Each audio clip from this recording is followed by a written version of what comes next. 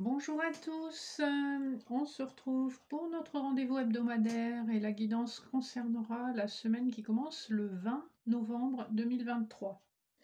Comme d'habitude, c'est une guidance générale, intemporelle, ne prenez que les messages qui vous parlent, qui résonnent à l'intérieur de vous. Si ça ne vous parle pas, c'est probablement que c'est pour quelqu'un d'autre. Alors, les énergies de cette semaine, on va regarder le général avec le Béline de Gabriel Sanchez et l'oracle de l'énergie. Et pour le sentimental, on utilisera le Rider-Waite, le petit Lenormand étendu. Vous aurez des messages annexes avec une carte du tarot akashique et une carte de l'oracle des fées. Et pour commencer, nous allons prendre une coupe ou un message de l'oracle de la triade pour voir un petit peu ce qui domine la semaine. J'espère que vous allez tous bien et que vous n'avez pas trop froid avec la pluie humide aussi qui couvre la France en ce moment. Et une pensée à tous les amis du Nord qui subissent des inondations sans précédent. Alors, on a la carte de la prière qui a sauté. Et on a l'énergie en dos de deck, la naissance et l'amour. On a vraiment un joli dos de deck qui nous parle très probablement d'un souhait exaucé, quel que soit le domaine. Et on voit que les énergies sont très favorables, en tout cas, à la réalisation d'une histoire d'amour après une période désertique. On voit qu'en fait, entre l'amour et la naissance, on a la carte du désert. Donc, il y a une période qui a été difficile pour quelqu'un et qui est en train de se terminer avec la clé Ankh. On voit que c'est un chemin spirituel qui a été nécessaire pour certaines compréhensions.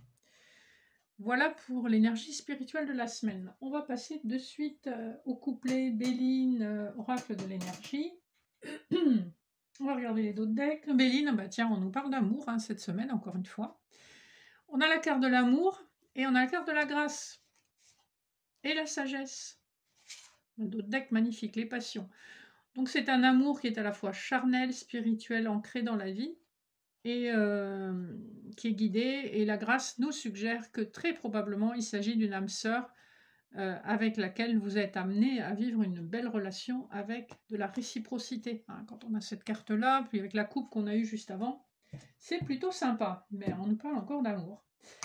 Le dos de deck de l'oracle de l'énergie, on a le magicien, le miroir, le soleil et l'ange de l'amour. Eh bien, décidément, on n'est encore pas dans le tirage sentimental et Caring Connections, qui veut dire que effectivement, il y a une connexion où on est vraiment à l'écoute du bien-être de l'autre.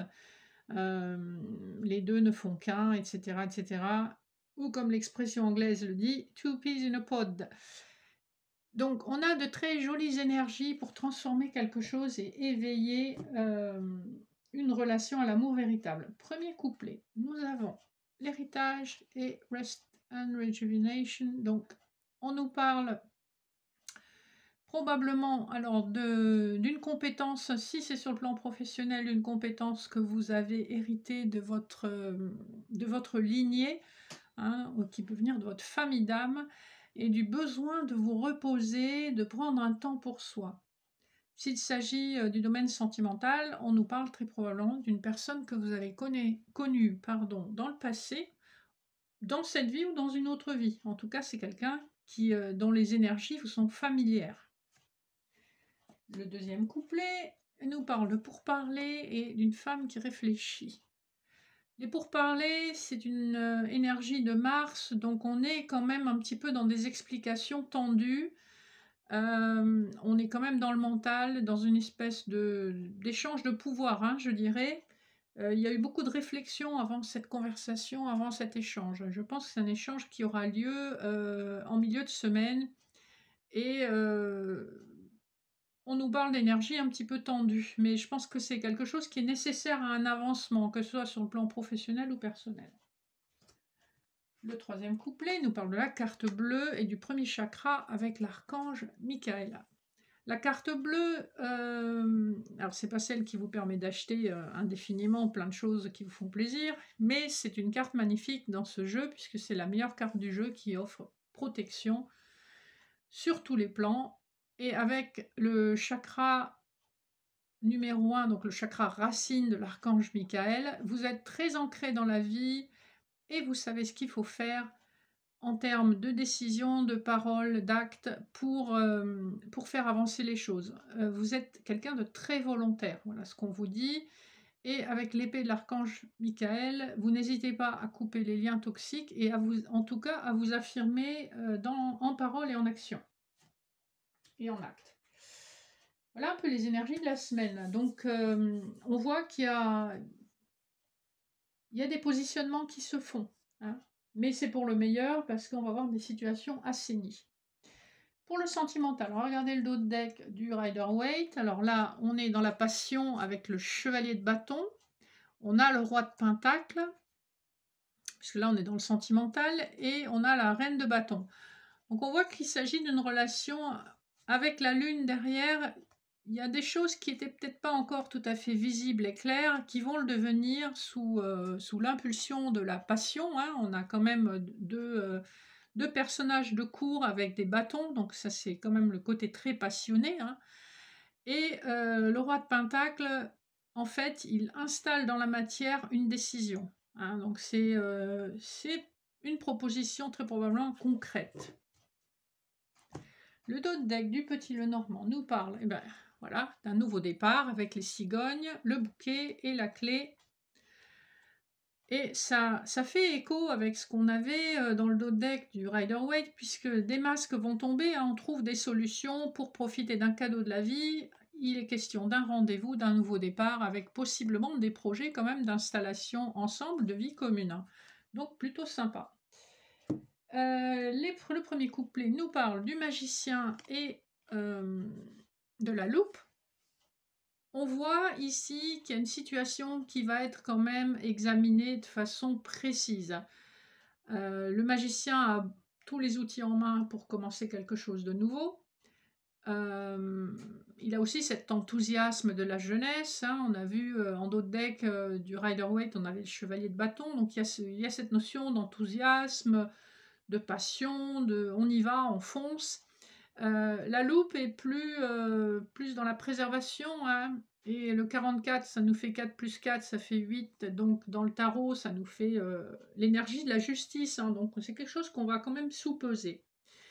Ici, le magicien nous fait probablement, nous donne aussi une indication sur l'âge de votre partenaire. Il est probablement plus jeune que vous avec le magicien. Le couplet numéro 2 nous parle, magnifique, du soleil et du renard. Dans le cadre sentimental, alors on voit qu'il y a un rayonnement, il y a vraiment de l'épanouissement, c'est quelque chose de magnifique, hein, puisqu'on nous parle d'une relation qui va vraiment s'épanouir. Le renard tempère un petit peu, hein, comme on avait une forme de tempérance avec la loupe. Le renard tempère et parle de méfiance. Il y a probablement des blessures qui traînent et qui font qu'on ne peut pas complètement s'abandonner à cette relation sans réfléchir. On a besoin quand même de prendre des garanties. Le dernier couplet nous parle de la mort et des nuages. Alors, on est un peu dans cette même énergie. Il y a une transformation qui se fait depuis un certain temps. Avec la mort, c'est une transformation qui se fait progressivement. Hein. Et les nuages nous parlent effectivement de difficultés qui vont disparaître puisqu'elles vont permettre, les nuages qui s'effacent vont permettre au soleil de revenir dans votre vie. On est vraiment dans ces énergies-là. On voit que c'est une semaine importante, qui a des mises au point, des discussions, peut-être un peu âpre, mais on voit que c'est une semaine importante pour la renaissance d'un amour et un épanouissement. C'est un petit peu ce que je vous disais ces dernières semaines. On a surtout des messages dans le domaine amoureux. Hein. Mais ça ne veut pas dire que ça n'évolue pas dans les autres domaines, puisque des énergies positives comme des énergies d'amour permettent quand même d'améliorer sensiblement vos relations aussi au travail et de permettre des progrès.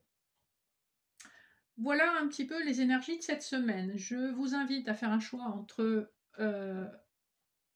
la première pile et la deuxième pile, hein, pour les messages annexes, et je vais tout de suite vous lire ce que ça contient. Alors, l'oracle des fées pour le groupe numéro 1, on a Mélusine. Aime tout ce qui fait de toi un être particulier. Chaque personne est unique et c'est ce qui rend le monde si merveilleux. Donc reconnectez-vous à votre unicité et prenez conscience de votre propre valeur. Alors, le tarot akashique, alors on a une carte à l'envers qui est le 7 de parchemin, complexité et application au travail. Je vais vous lire de suite ce que ça signifie, le 7 de parchemin à l'envers, puisque c'est un jeu où il y a des significations à l'envers et à l'endroit. Alors, c'est pour ça qu'il faut mêler les cartes sur une table.